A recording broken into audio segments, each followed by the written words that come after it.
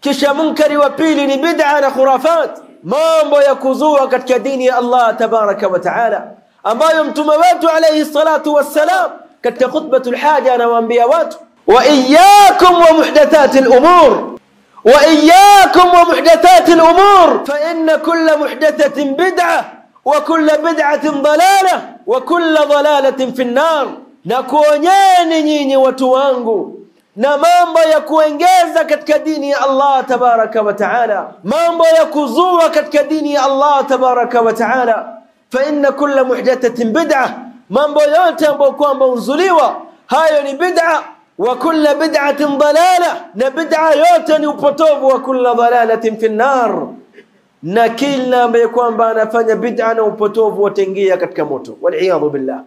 Fama al-matlubu minna iqamati as-sunnah, kinachotakikana kwetu sisi ni kusimamisha sunna ya mtume alayhi salatu wassalam.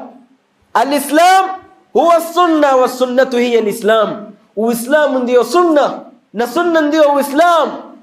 Walan yaquma al-awwal illa bithani, uislamu hauwezi kusimama bila ya sunna, wala sunna haiwezi kusimama bila ya uislamu, kwa sababu sunna ndio uislamu.